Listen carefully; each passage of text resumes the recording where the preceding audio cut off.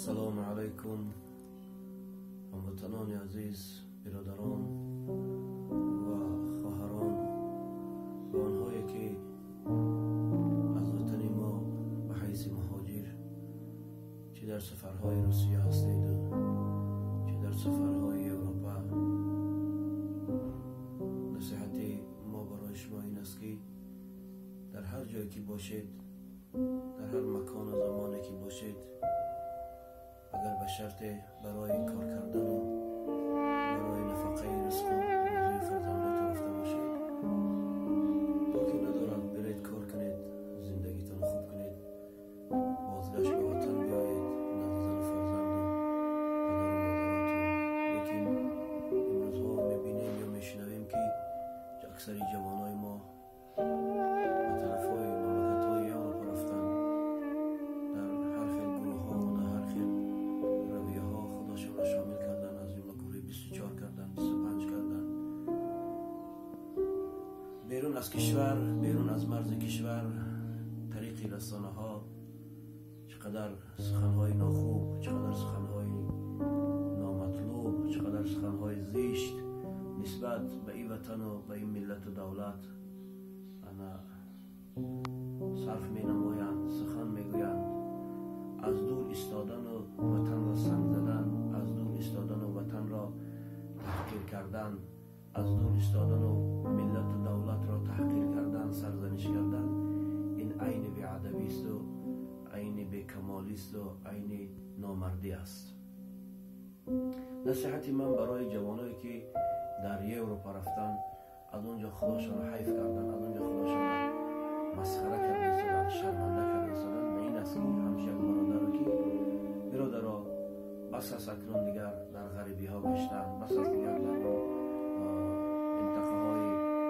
غریبی خودتان را حیف کردن و خودتان را رسوا کردن. بس کنید، بیایید به طرف دولت خود، به طرف ملت خود، به طرف پدر و مادر خود، به وطن خود. بیایید در یک جایی تا وطن را آباد کنیم، بیایید در یک جایی تا ملت را آباد کنیم، ملت را بسازیم، وطن را بسازیم، وطن را آباد کنیم، از صلح و صلاح وطن استفاده بریم، از خوبی های وطن استفاده ببریم. ما همچون وطندار باید کمبودی وطنمان را از هر جا رفته باید سرزنش نکنیم با بعضی کمبودی های در وطن. بله، کسی در دنیا کمبود ندارد، کسی که در دنیا گناه ندارد، کسی که در دنیا معصیت ندارد، کسی که در دنیا مثل ملک زندگی کند. همه کمبودی دارد، لیکن این عین نامردی است که ما بریم در پسی کوه ها و پسی پرده ها پنهان بشیم و وطن را سرزنش کنیم و کمبودی وطن را بکاویم و ملت و دولت را سرزنش و سنگزنی بکنیم. نصیحت ما همین است که بازگردید، هرچند دور رفتگی هم که باشد، هر چی شکستگی هم که باشد، نریختیم انشاءالله. اگر شما هم که باشد سریعتر بازگردید و وطن بیایید، چون وطن را دوست بداریم، وطن را بسازیم، کاری بکنیم که وطن را آباد بکنیم، کاری بکنیم که با مهنت خود، با زحمت خود وطن را آباد کنیم، ملت را آباد کنیم، ملت را از سختی ها و تنگی های زندگی نجات بدهیم. دست با دست همدیگر با عقل و تمیز و ذکاوت خدادادگی باید وطن را آباد کنیم، باید وطن را بسازیم، وطن ملت را از ورطه هلاکت نجات بدهیم. برادران عزیز، شما وقتی از اون پشتای پرده و از اون مملکت های دور رفته، اونقدر لقیگی هایی که میکنید، اونقدر سخن هایی که میگویید، و اون لقیدن شما و با اون لقلقی شما مسئله و پرابلم دولت و ملت حل نمی شود. برادران عزیز، فقط که شما خودتان را شرمنده میکنید، خودتان را بی‌قدر میکنید، خلاص. بنابراین بزرگوار گفته است آواره مشو طبیب، از پای درمان ما هنوز مبه نمیشویم، شرمنده میشویم. بنابراین لحاظ خداوند هیچ قوم و ملتی را تغییر نمیتید مگر همون قوم و ملت خودش نخواهد. بنابراین لحاظ خداوند ظالم نیست، علیاذ بالله ظلم نمیکند و ظلم را نمیپرورد. هرگز بالای مردم، بالای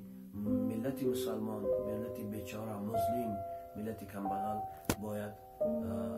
ظلم نآورید، بدبختی نآورید. کاری بکنید که خوبی بیارید، کاری بکنید که صلح بیارید، کاری بکنید که امنیت بیارید، آسایشتگی بیارید، کاری بکنید که برکت بیارید، کاری بکنید که ملت را و مردم را سرنگون نکنید، ملت و مردم بیچاره را از راه نبرارید، گمراهشان نکنید و ورطه هلاکت نکشید. خداوند همه ما و شما را هدایت کند و دولت و وطن و ملتمان را خدایا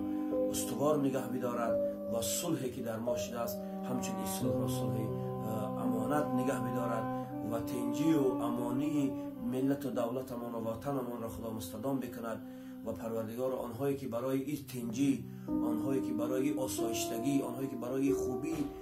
وطن خدمت ها کردند و کرده ایستادند خدا موفقشان گرداند و آنهایی که برای ویرانی این وطن، برای نابود ساختن